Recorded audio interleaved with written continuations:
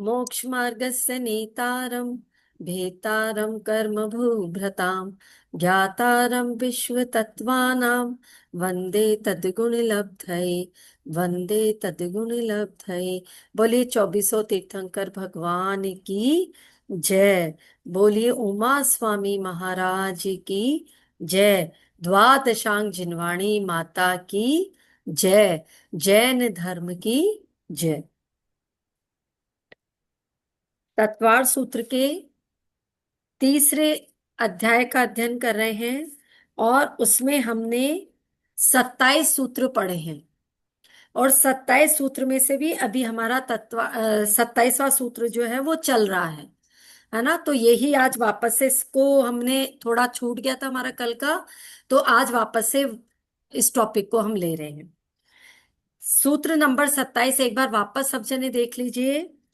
भर तैरावतयोर वृद्धि ह्रासौ षट समयाभ्या मुत्सर्पिण्य मुत्सर्पिण्य मुत्सर्पिण्य व सर्पिणीभ्याम।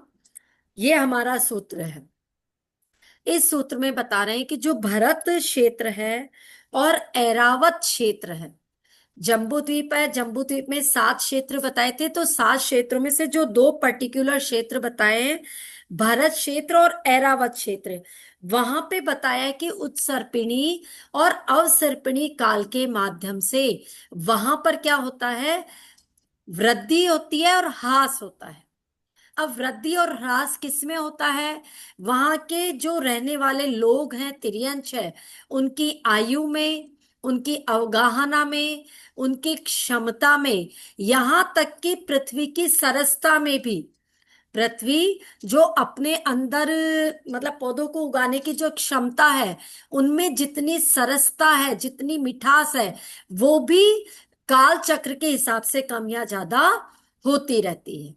ठीक है, उसमें भी कमी या हाँ बढ़ोतरी होती रहती है काल के हिसाब से भी।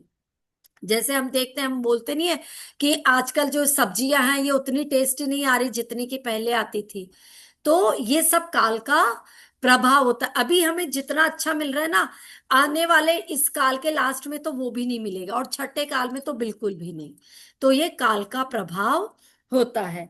हमने बताए थे कि देखो, आपको बताया था काल के 2 विभाजन करे थे, अवसर्पिणी काल और उत्सर्पिणी काल।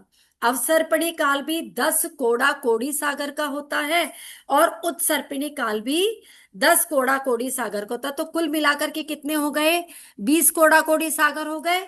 और ये दोनों मिलाकर के क्या बनता है, एक कल्प काल बनता है।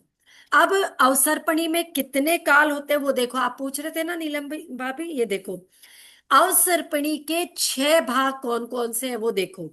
उनके आप नाम देखो, सुखमा सुखमा पहला, फिर दूसरा सुखमा, तीसरा सुखमा दुखमा, चौथा दुखमा दुखमा सुखमा, फिर पांचवा दुखमा, और छठवां दुखमा दुखमा। अति दुखमा बोल दो, अति दुष्मा भी बोलते हैं मतलब उसको, या अति दुखमा भी बोलते हैं। तो इस तरह से क्या होता है, ये अवसर्पणी के 6 भेद है। इन 6 भेदों में क्या होगा, जो सुखमा सुखमा काल है उसमें बहुत ज्यादा सुख होगा। धीरे धीरे ये सुख घटता घटता घटता नीचे आता था। जब एकदम दुखमा दुखमा वो काल आ जाएगा, या अति दुखमा काल आ जाएगा, तो उसमें दुख के अलावा और कुछ भी नहीं होगा। अभी 5वां काल चल रहा है, 5वें काल के 21,000 वर्षों में से 18,500 वर्ष अभी बाकी है, 2,500 वर्ष हम इसको व्यतीत कर चुके। अब उत्सर्पिणी के भी 6 ही भेद है, लेकिन इसमें जो पहला भेद होगा वो कौन सा होगा, दुखमा दुखमा। ठीक है, फिर उसके बाद में होगा दुखमा, फिर होगा दुखमा सुखमा, फिर सुखमा दुखमा, फिर सुखमा, और फिर होगा सुखमा सुखमा। यानी उत्सर्पिणी का जो छठे नंबर पे काल आ रहा है, अवसर्पिणी में वो पहले नंबर पे था। और अवसर्पिणी में जो लास्ट में छठे नंबर पे आ रहा था, उत्सर्पिणी में वो फर्स्ट नंबर पे आएगा। ठीक है ना, अब क्लियर हो गया ये चीज? अब आ गई समझ में? हाँ, इतना हमने कल पढ़ा था। इसके अलावा हमने देखा था कि काल के हिसाब से, एक सेकेंड, अच्छा वो आगे वाले सूत्र में पढ़ेंगे, ठीक है। और मैंने ये भी बताया था, उत्सर्पिणी अवसर्पिणी काल जब एक बार खत्म होगा 49 डेज के लिए, बहुत भयंकर 7 7 दिनों के लिए अलग अलग प्रकार की बरसातें होती है, जिससे कि प्रलय आता है, सब कुछ नष्ट हो जाता है।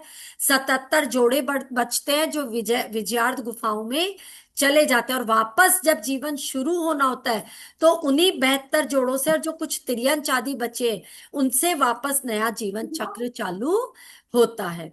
और धीरे धीरे इनकी आयु आदि सब में बढ़ोतरी फिर होती जाएगी। अवसर्पणी काल के आवाज अंत। नहीं आ रहा। नीलम जी आवाज आ रही, नीलम भाभी मेरी? हाँ आ रही है। आ रही है लेकिन प्रमिला जोर जी? से नहीं आ रहा पूरा। तो आपके उधर खराब होगा प्रमिला जी।